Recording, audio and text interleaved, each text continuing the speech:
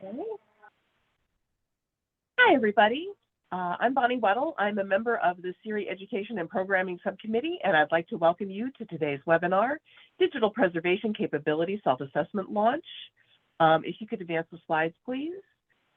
Before we get started, I'd just like to call your attention to a couple of upcoming events. Next month's SERI webinar, Chatting with SERI, Cloudy with a Chance of Records, will be an open-ended discussion of the records management and digital preservation challenges and opportunities afforded by cloud computing. If you're trying to make sense of what the move to the cloud means for your repository and your work, by all means, join us. April's SERI webinar is almost, but not quite ready for publication and publicity, so stay tuned. There will be no webinar in May for reasons that I'll discuss in just a moment. In terms of other events, the deadline for submitting proposals for the 2024 Best Practices Exchange is Monday, February 19th at midnight. Please note that that is a holiday. The BPE itself will be in Sacramento, California in June. And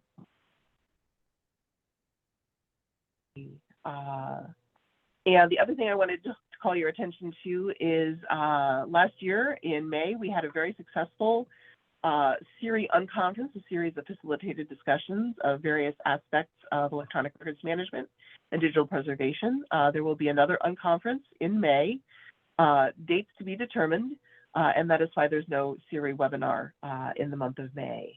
However, we are planning to do at least one summer offering, and as we're in the planning stages, we thought it would be a good, this would be a good opportunity to ask you what you would like to see in webinars, not only for this summer, but later in the year as well. And Becky, if you could put the first question up on the screen. And the question is, what webinar format do you prefer? Just a kind of traditional scripted presentation, discussion akin to the Chatting with SERI session about web archiving that we had a few months ago, a demonstration of an application or tool, or some sort of hybrid approach. We'll give everybody a couple of minutes to complete that.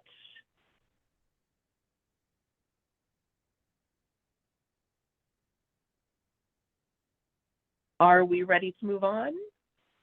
The next question? Both questions are up at the same time. Oh, okay.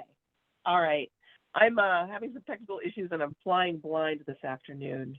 The question is, what types of tools do you want demonstrated? And this is an open-ended question. You know, if you want to see more about Bit Curator, if you want to see RayTom, you know, some of the new Bagot-based tools, this is your chance to let us know. We may not be able to find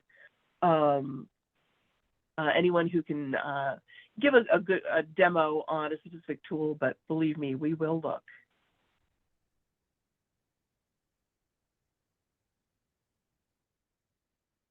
Okay, are we ready to move on?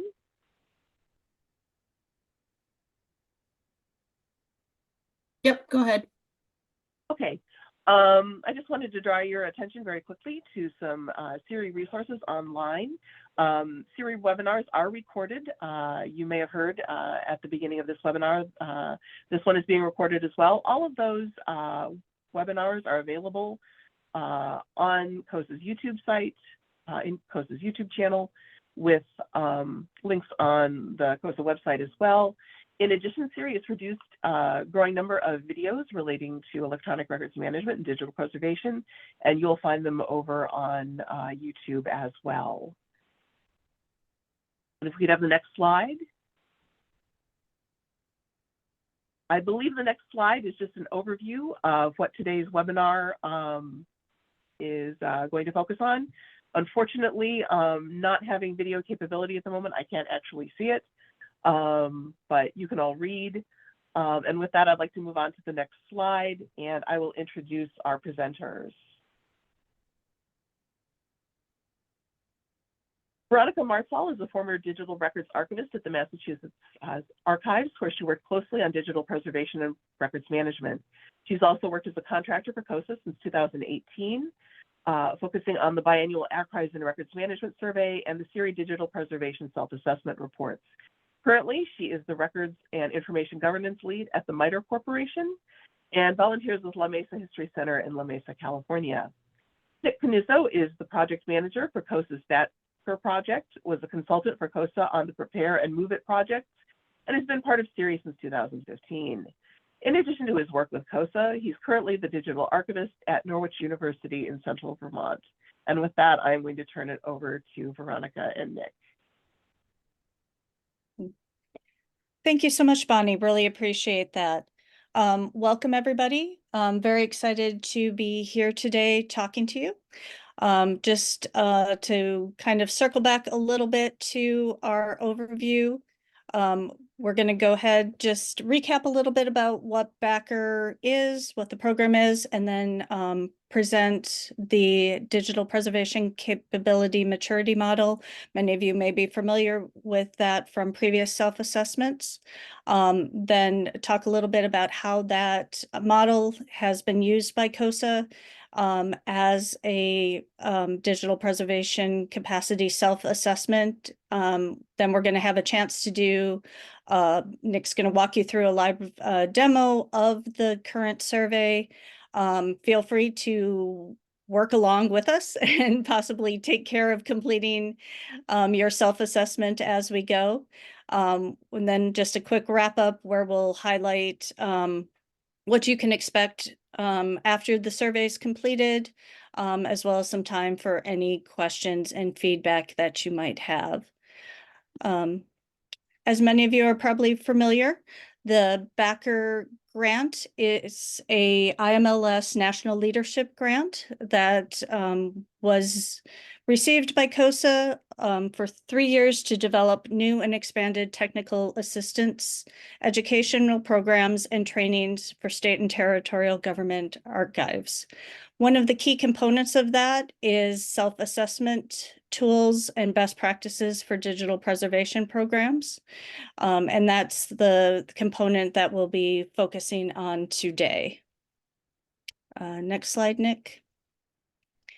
The value of self-assessments is really that it helps both CoSA and your organization.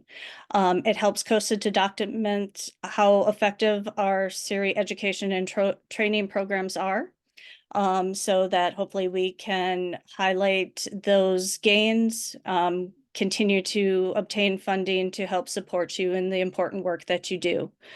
They really build on the progress and arrays of tools, trainings, and support structures that go back to the inception of SERI around 2010. And it also enables CoSA to continue to help state and territorial governments enhance and improve their programs, really highlighting where the needs are and how CoSA can best address those needs. Next slide. Just a little bit of history about the self-assessment program at CoSA in relation to digital preservation.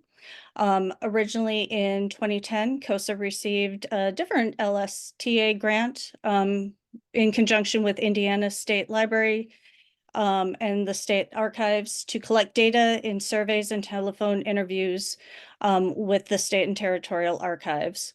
The results of that were very stark at the time with, if we were to take the results of that original survey, map them onto our current capability models, almost half of the recipients would have had a nominal score in all 15 categories that the self-assessment addresses. Earlier versions of the assessment were created and administered in 2012 and 2015, where we were able to achieve nearly 100% participation. And that is certainly a goal we are always striving for. I know survey fatigue is a real thing, but this one really provides not only CoSA with some great data, but it provides your organization with some great data as well. I can speak personally to the fact that my position with the Massachusetts State Archives was created as a result of that initial 2010 and 2012 surveys. The then executive director, Michael Cuomo, was able to demonstrate that we had these deficiencies at the Mass Archives around digital preservation, and that a position was needed to address those deficiencies. So this particular self-assessment is very actionable to help move your program forward. A more recent administration of the self-assessment occurred in 2022 as part of the Backer project as things were kicked off. And as the project is now being closed up, we are re-administering that self-assessment as well. Go ahead to the next slide, Nick. Oops. So just a little bit about what is a capability maturity model. It's a management tool that is designed to help implement effective methods in a given discipline. So you might have a maturity model in a lot of different disciplines. This one is specifically geared towards digital preservation. We have a collection of structured elements, and it provides you with a way to assess where you are now and where you want to be in the future. Next slide. The digital preservation model is very much standard-based. So two key standards that are involved are the OASIS, the Open Archival Information Systems Reference Model, where we are documenting the process and assessing the initial submission, maintenance, and continued access of digital objects over time. Next slide. Also key is the ISO 16363, which looks at preservation repository certification. And the important thing to note here is that it's really looking at not just the technical elements of what it needs to run a digital preservation program, but also the organizational infrastructure and security risk management, as well as the technical aspects. So even if your institution isn't in a place to make a lot of financial investment in technology at the moment, there are other areas that you may be able to improve your program based on this framework. Next two slides, I guess. So, as I mentioned, the digital preservation capability maturity model, based on various specifications, standards, and good practices for operational digital repositories. It's a system that allows you to increase your score incrementally over time and allows you to align your priorities to your current mission and mandates, as well as communicate effectively to your stakeholders. Next slide. Mapping the categories that were mentioned in the 16363 into measurable groups that all support the OAIS model for a trustworthy digital repository. We see that the survey is broken down into 15 different buckets. These 15 categories encompass policy, strategy, governance, collaboration, technical expertise, open standards, designated community, electronic record survey, ingest, storage, device and media renewal, integrity, security, preservation metadata, and finally access. So as you can see, as I mentioned earlier, some of it's the technical side of things, but you also have important key issues around policy, strategy, and governance that you can tackle internally, maybe if you don't have the level of support externally or the funding that you might hope for at that time. Next slide. Within each of the 15 areas, there is a maximum score of 5 for a grand total of 60 points. that allows you to present a more overall score, but you can also find a more nuanced view of your strengths and growth opportunities within each of the different 15 categories as you work your way up the scale. Next slide. Okay. One size does not fit all. So this particular approach is very flexible and can be adapted to your current state capabilities, as well as allowing you to look at what your future state would be. And it also allows you to say, what's good enough for now? What can we prioritize over other things? What do we need to work on right now? Next slide. It's also a nice approach to self-assessment in that it breaks down digital preservation into these 15 clearly defined components, where you can set your priorities based on various risks, requirements, and resources available to you, and make improvement incrementally over time.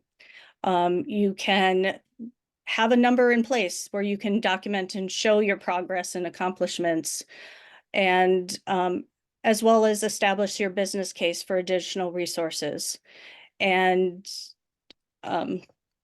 just supporting as you move forward. Next slide. It also allows you to do some visual planning. You might lay out your 5-year plan for digital preservation. And you can say, this is where we are now. In the next year, we're going to focus on policy. So we're going to move that score up. And then by year 2, we're going to move down to more around governance and continue through as you proceed. And then next slide just shows the other categories as we move along. Okay. With that, I'm going to go ahead and turn this over to Nick, who's going to give you a walkthrough of the current survey instrument. And as I said, feel free to fill your survey out along the way and get ahead of the game. Nick? Great, thank you. Thank you, Veronica, for that. I'm gonna switch my screen share now. Hopefully I will get it correct. All right, you should all be seeing a digital preservation capability self-assessment login screen. So I'm going to take you through a pretty brief overview of how to use the tool. It's located at dpc.statearchivist.org, and everyone who is going to be filling this out, so each state and territory should have received an invite email from Joy Banks, our executive director, last night, and you may have received a second automated email from the system. Bless you. So if you haven't, or if you forgot your password or kind of any type of login issue, feel free to reach out to me. I think my email is going to be included at the end of this. I'll also throw it into the chat. But if you need an additional account created, or you need kind of any troubleshooting with the system over the next couple of weeks while the survey is open, please let me know. Additionally, if you, for whatever reason, can't access the site, it's blocked by your workplace firewall or whatever that might be, again, let me know. I can share a PDF copy or a different instrument that might make your life easier. Though we do hope that everybody use this tool. The advantage of it being in this system, as you will come to see, is that 1, we have the data from the previous surveys, and 2, we are going to be migrating all the data from our past survey and from this one into a new data product. So it makes our lives a lot easier and therefore yours. But like I said, the most important thing to us is accuracy and completeness. So we want everyone to fill this out to the best of their ability, but also we want to try to get 100% response rate as we have in the past. It's really important for kind of tracking that longitudinal kind of analysis of how the SERI program and the Backer grant and other projects are progressing. So you'll see this screen and you'll type in your username or your email and your password, and then you will log in, and it will take you to the self-assessment dashboard. So this is the first kind of landing page that you're going to see. So you notice there's a toolbar at the top that allows you to log out. It should kind of say your username. And then you can look at the details for your account, which you can change, update your password, everything like that. But I also wanted to call your attention to the glossary. The glossary is just a kind of a big, long laundry list of terms that are used throughout the survey. If you do have a question about what any of them are, they should all be included in here. So you can access that at any time during your the taking of the self-assessment. And I'll get into this a little bit more later, but navigating out of the self-assessment while you're taking it, you can pause, you can stop, you can go back. It will save all of your responses. So if you do need to click out and look at the glossary, or even just take a break and come back to it next week, or consult someone else in your agency, or elsewhere for some more information, feel free to do so. But the main page you're going to be looking at is the dashboard. So I also wanted to call your attention to there's a link on in this paragraph of kind of introductory information for the Digital Preservation Self-Assessment Guide. This is a fairly lengthy, but it's a pretty comprehensive guide for how to take the survey. It has just general message about SERI and kind of a lot of the things that Veronica was talking about, but I specifically wanted to point out on page 10. I'm not going to go through the whole document now. You can do that in your spare time, but this is kind of the most useful part of the document when it comes to interpreting what you should be looking for. So, one of the things that the self-assessment survey is trying to measure is whether you have reached a certain threshold of capability. And a lot of it is very subjective. So we've tried to make this as objective as possible, but only you can really say whether you are doing something or not, or whether you intend to do something or not, or how much you have done it. So it's important to think about kind of the two elements that Veronica had mentioned earlier, that top level of the DPCMM, which is the infrastructure, as the kind of the knowledge and the skills and the expertise, the policy, the procedure, the governance around how you manage your repository, how you manage your digital archives, and then the services as more of the technical functionality of the platform, whatever it might be, whether you have a vendor supplied digital repository, or you're just storing them yourself in a homegrown solution, or even just kind of on a NAS or a hard drive or something like that, whatever that might be. So, this document also includes the glossary much in the same way. And the nice thing is this is a PDF, so you can take it with you, read it on the beach or whatever, whatever you might be doing right now. But, you have it open side by side as you're working on it. So what you're going to do is click new self-assessment in order to start your process. But you should be able to see previous self-assessments, God willing, if everything worked out all right, you should be able to see a self-assessment that was taken by your organization, either by you yourself, or if there was another person might have been as a state archivist, or might have taken it on your behalf last time. They should be in there. Again, if anybody wants to see their results from 2022, or is interested in what they were historically, either 2012 or 2015, you can reach out to us. We're happy to provide that information. It's useful to have kind of your baseline where you were. And we understand as things move forward, sometimes our scores might go down a little bit because we learn more. We know more about what we should be doing, and then we know that we're not actually doing as much as we should be.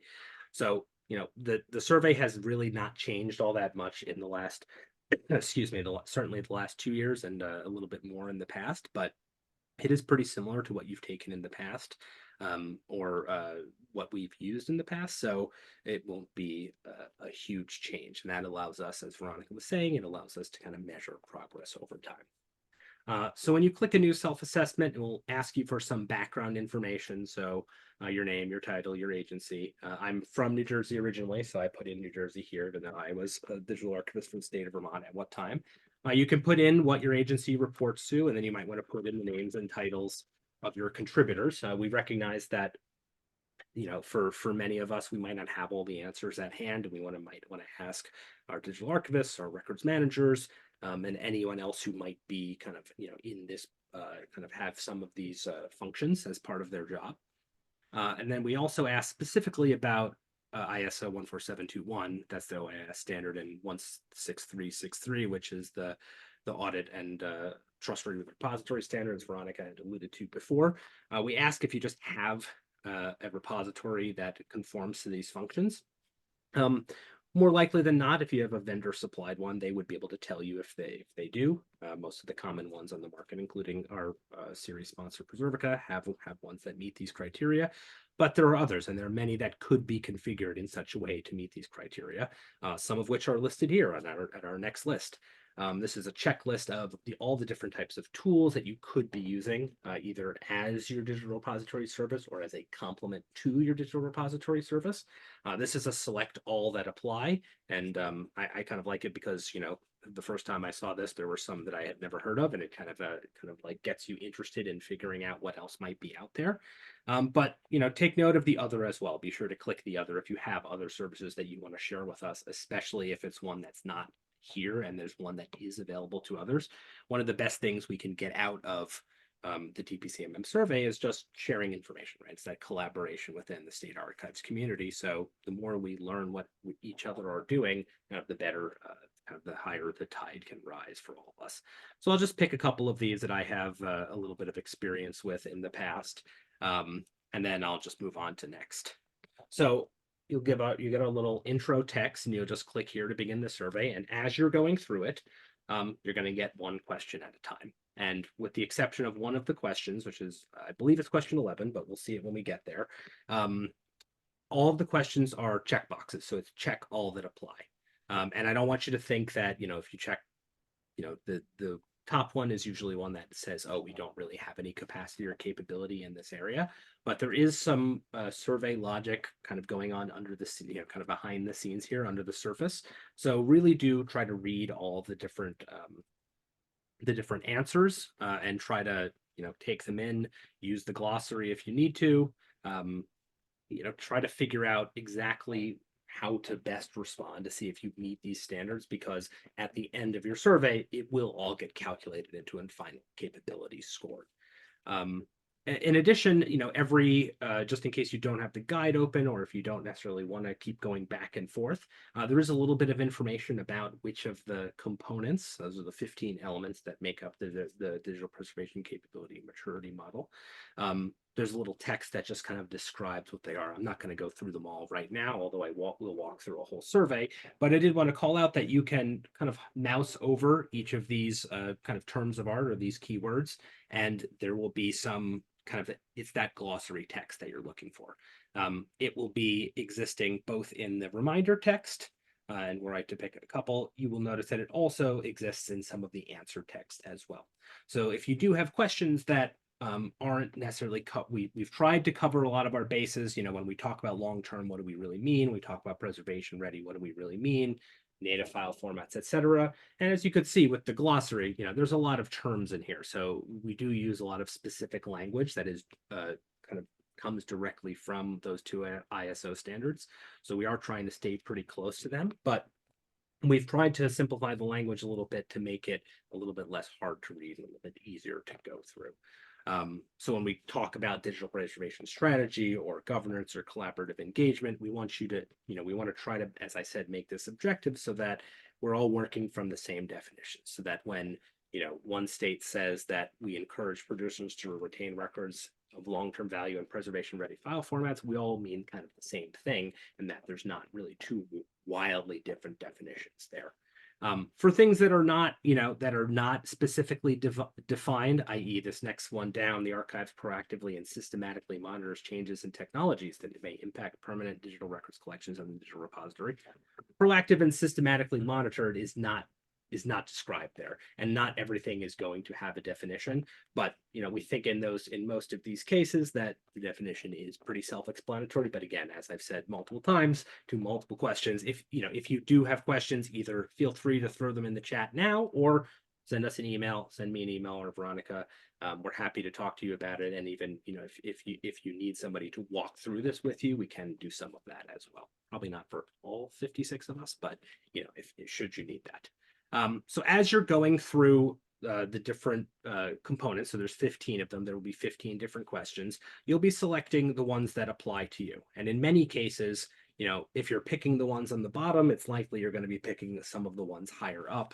The top option, or the first one on the list, usually represents that nominal capability. But in case, you know, you do find that as you go deeper into the survey, this was reported to us last time, is that sometimes it changes the context. Sometimes there's a better understanding. We've learned kind of as we're taking the survey, what we're really talking about. We might need to go back. And if, as I mentioned before, you'll notice that if you go back, all of your survey responses are saved. And if you do need to save for later and then reopen your survey, you can be sure to be able to do that. You can walk away from it for 3 weeks and then come back. The only thing that we do request from everyone is that we only receive one completed survey from each state and territory. It's totally fine for us to have multiple accounts if you want different users walking through and kind of looking at the survey, but we ask that, you at least tell us which one is the actual survey, because we want to make sure there's only one kind of, authorized master response from each state and territorial archives. So as you're clicking through, it starts with those infrastructure elements. So digital preservation policy, strategy, governance, collaborative engagement, which is about working with both designated communities of records producers, but also consumers, which again, we all know that in addition to our public audiences, that records producers themselves are also part of the consumer audience. So we want to be sure that we're kind of hitting them on both sides, so to speak. Like with anything else, we just want to be clicking all of the responses that matter. We walk through technical expertise, which I did want to say a special note about this one. We talk a lot about having access to information, right? And we want to acknowledge that we have the right technical experience and the right technical know-how to be able to perform the functions of an OIS compliant digital repository. But that doesn't necessarily mean we have to have experts on staff. We recognize that not every state and territorial archives has a permanent digital archivist or has someone whose full-time job is this, or might even, they might require some retraining or some additional work.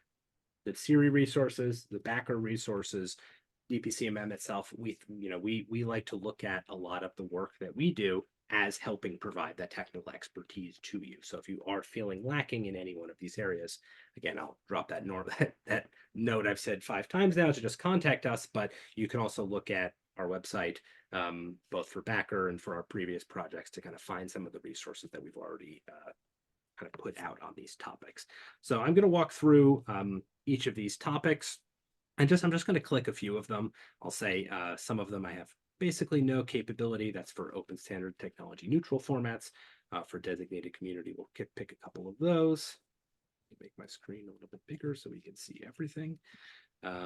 Electronic record survey. This is all about our ability to measure what types of records are out in records producer custody, i.e. what we expect to eventually come to the archives. The more we can do that, the better we can plan for the long-term preservation of those records. And then after we go from 8 to 9, we're going to move away from that infrastructure. So more moving away from those governance related activities and more into the technical functions of the digital repository. And remember, once you start seeing a lot of different of these highlighted terms of art, that we tend to need to have more specific answers. So I might pick a couple of these. And as I said, for most of these, including ingest, including archival storage, which is all about how the records are stored. And for many of us, it's going to be a cloud environment, especially if we have a vendor supplied service, but it also might be on our on-prem instance of our network storage, or our digital repository might be there as well. And in some cases, obviously, we might have both a cloud and an on-premise backup maybe. So when we talk about things like storage tiers, we're talking about different categories of archival storage that you might use. And as you can see, as we kind of moved through the survey, there become more and more options because there are a lot of different ways to approach this. So just do take a read through all of these as much as you can and try to pick as many as apply. When you get to the device and media renewal, that's question 11, you'll notice the check marks should change to radio buttons here. So we're just going to have one option. Just be careful on that one. And then we move to the other aspects of your OIS repository. So data integrity, digital security. So who has access to what digital objects at what times, especially if you have kind of a different interface for your in-state, so your government employees who might going to be accessing information versus kind of a public or anonymous access. What preservation metadata do we keep? This is about how close we can get to premise, although many of us are more likely using probably something that is approaching premise or premise-like without actually doing exactly what premise requires.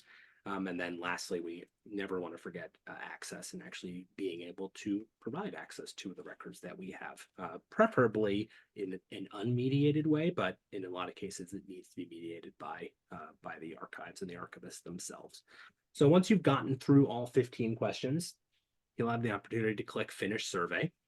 If you do, there'll be a pop-up that says once you finish it, you're not going to be able to edit it anymore. And I just wanted to say that it's okay if you finish your survey and then you see your results and you look at your past results, or you kind of talk with the folks at your agency and you think, oh, well, hold on a second, I want to fix those. Not a problem. So when you do finish it, you will have the opportunity to both download your report or return to your dashboard. And I'll just give you a little hint. If you return to your dashboard, you'll also be able to download your report. But I'm going to download one right now, and hopefully I can show this. And hopefully everyone can see this. This is it's a one-page report, and it really just shows kind of the final calculation of where all of your answers landed in terms of translating your responses into the kind of the maturity levels, as Veronica was alluding to earlier. So I kind of just cast them out as a scatter shot, but you can see here, in some cases we have nominal capability, so 0, and in others we have advanced or optimal capability, and we expect to see a lot of this. Usually we're going to be stronger in some areas. For example, if you have a OAIS compliant vendor supplied digital repository service like Preservica, then you might have pretty advanced or even optimal measurements on your services side, but when it comes to your actual infrastructure, your governance, you might be a lot bit less. And then on the other side, if you don't necessarily have budget yet, or you maybe haven't had the opportunity to implement a digital repository service, but what you should be doing, then you might be a little bit higher on the infrastructure than the services side. And there are going to be some states who would fall into each of those categories. As we said, it's not really a one size fits all. If you are looking for the kind of what you actually answered for each of the questions, we can provide that to you. So just let us know. But we think that this tool here provides we think of it as an executive summary of kind of where you are today. And if you were to go back now, if I were to go back here and I return to my dashboard, I can see the 2 different surveys that I took. I see the one that I took earlier today just to kind of test this out. For those of you who already have an account and kind of who took the surveys last year, you should see last year's report, and you should see this year's as well. If there is some kind of catastrophe and you really messed up your report and it doesn't look at all right, or your scores are totally wrong based on what you actually know, and it's totally fine to start a new self-assessment and take a new one. Just if you are going to put in 5 or 6, we need to know which one is the real one. So don't go crazy, but it's totally fine to have to take another one if you get new information or you have a better understanding, or you have time to consult and kind of get that technical expertise. So that's not a problem at all. And as I said, I'll say this for the last time, if you need to contact us about anything, if you have any issues with the site or the questions, if you have questions about what any of the terms mean, how you did last year, how you or 2 years ago, how you're taking the test this time, just feel free to reach out. We're available to kind of help walk you through this. Yeah, so that's pretty much it. There's not really much more to it. It's pretty straightforward. We hope you can take the survey in an hour or 2 at most, especially if you took it in previous years. As I said, it's not all that different. But again, if you're really struggling through it, like I said, just reach out to us and we'll be happy to walk you through or schedule a time where we can kind of talk out the different concepts that are in the DPCMM and why we're measuring them. Hopefully some of that, you got today. If you're listening to this, if you're listening to me talk now, some of that, but we can always go a little bit deeper if needed. So anyway, I'm going to toss it back to Veronica. Thank you. Unless there are any questions right now, if there are, feel free to throw them into the chat. Otherwise, I'll toss it back to you, Veronica. Thank you. Okay. Thanks so much, Nick. That was a really great walkthrough. I do want to just reiterate that we do need a final single Yes. response. Yes, we need one. Yes. It's very hard to do analysis when you're trying to pull from multiple documents for each of the states. I can absolutely say that. If you want my move in the next slide real quick, as Nick pointed out, your outputs from the survey, I really do love the scorecard that you get. It gives you a nice visual, some great use of color to make a real direct impact with someone if you're trying to share that report with your resource providers. And as Nick mentioned, if you do want a more drilled down report, that would potentially be available. Next slide. So then after we have received all of the responses, I will be taking a look, aggregating what we have, analyzing the results from this particular survey against our previous surveys, and generating a report with trends and findings, as well as an executive summary of the outputs that we have from that. Following that, we will be hosting another session where you'll be able to ask any questions you might have about the report or any of the results. And I can't stress enough how helpful this is both to your institution and to CoSA to help determine ways forward, where the need is, how we can best allocate resources moving forward. Next slide. And then, just as was mentioned previously, there's a lot of support and information available on the website, both about the Backer project as a whole, as well as the self-assessment, its history, previous versions of it.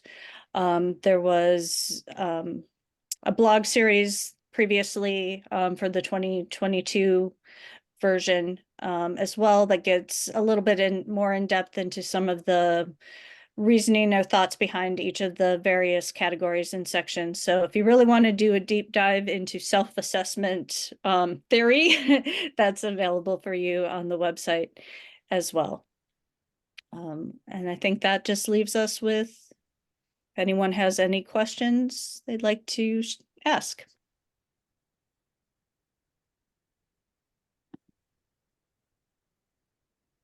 Veronica and Nick, thank you very much for that incredibly informative presentation. I think it's going to be really helpful as folks start completing the self-assessment.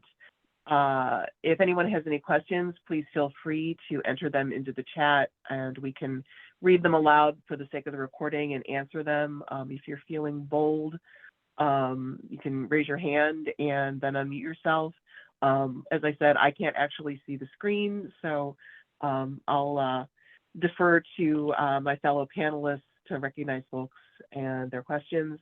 But while we're waiting folks to formulate questions, I do have one for you, and that is, how strict should one be in responding to these questions? For instance, if I am answering the question relating to, open formats and their formal adoption, and say my repository uses Archive It and chose Archive It because it produces work files, and has said, we are designating work as the preservation format for web crawls, at least right now.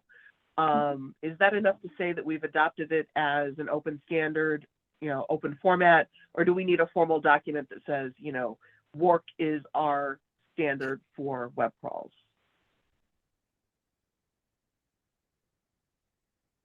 I have my opinion. Nick, do you want to jump in first?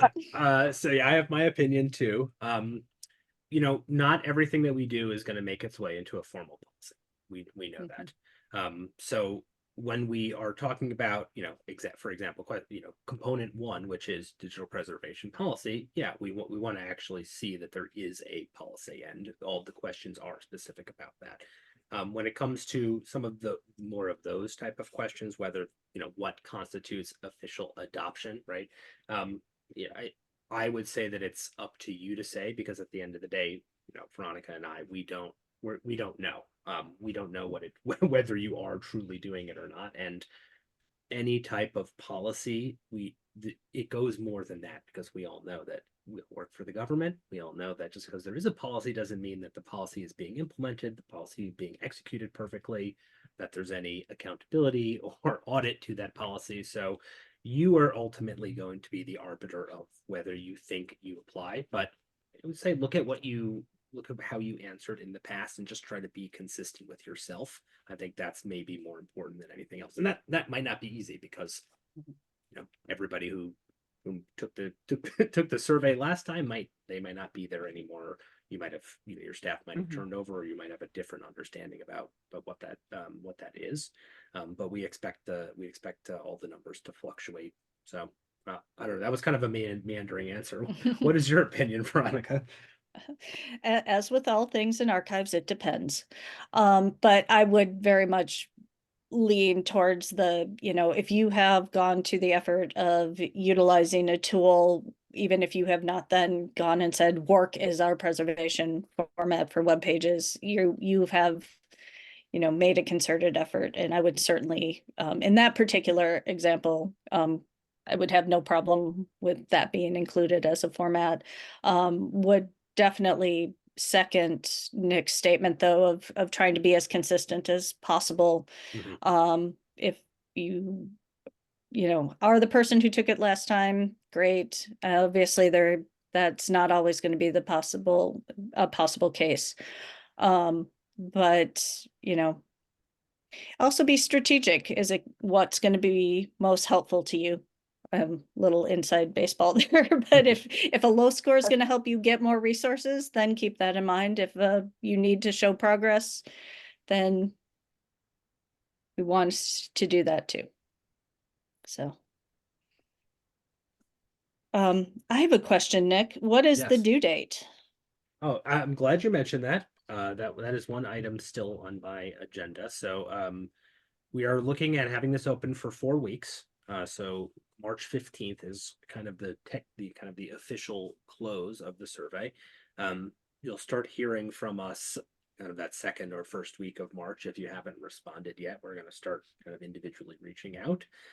But the backer grant is closed in the middle of this year, end of June, beginning of July. So we have to be able to turn around this data and kind of put out a report and use the findings from this report to kind of set the stage for the SERI activities for the future. So it's a 15-question survey that we've tried to simplify a little bit and make it easy on you. So we hope it again doesn't take more than an hour or two. So we're hoping that 4 weeks is adequate. Again, if you can't get it done in that time, reach out to us, let us know. We can accept, we can be flexible on that. It's most important to us that we do get your responses in. And get as close to 100% as possible. So, a month. Think about it that way. And remember too, you have this recording where Nick has gone through the questions. You can always go back to it and see if that helps. If you have any questions coming through, I will also put out the offer that if anybody is stuck or wants to do a Zoom at some point and work, I'm happy to meet with anybody and work through any questions you might have. Same. So, you've definitely got resources in Nick and myself to help make this as easy a process as possible. That's right. There's absolutely no reason not to take this survey. No, no, we are extremely appreciative. As Veronica mentioned earlier, we recognize we collect a lot of data from our community. This one is very important to us and very important to this grant specifically and our future grant planning. So, like we said, just be honest and try to be as accurate as you can. And if you have questions, let us know. That's all we can ask, I think.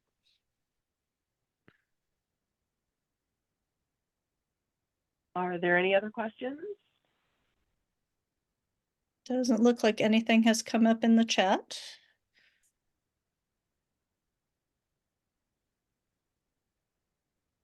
Well, I'm sure questions will arise as folks, start digging into the survey. I've been involved in my state's response to every previous iteration of the self-assessment, and I have to say it's been incredibly helpful.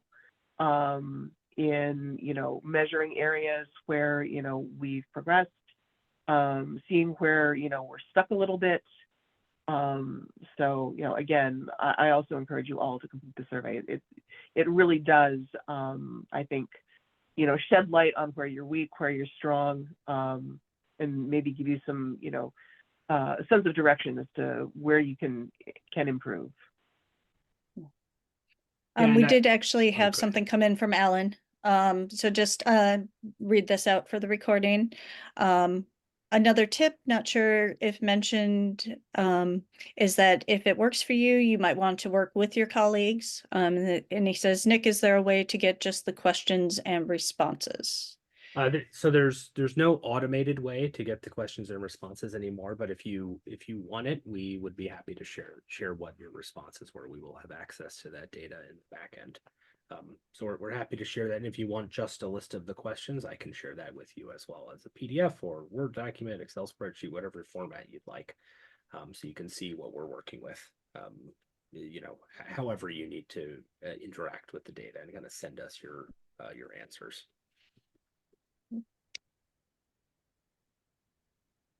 And yeah, and I'll say that when I worked for the Vermont State Archives, I took the test of the self-assessment in 2015, and it was very helpful to kind of collaborate with my colleagues. I had only been there for 6 months or so I wanted to learn really everything that I can. Some of these questions, we might not have access to the answers right at our fingertips. What are we doing? What do our policies look like? But if you haven't thought about this stuff in a couple of years, or use it as an opportunity to kind of bring it to the fore once again and kind of refresh, let it be your impetus for that as well. So I'll thank everyone in advance for taking this. And like I said, just don't hesitate to reach out to either of us if you need help in literally any way. We're happy to do that for you.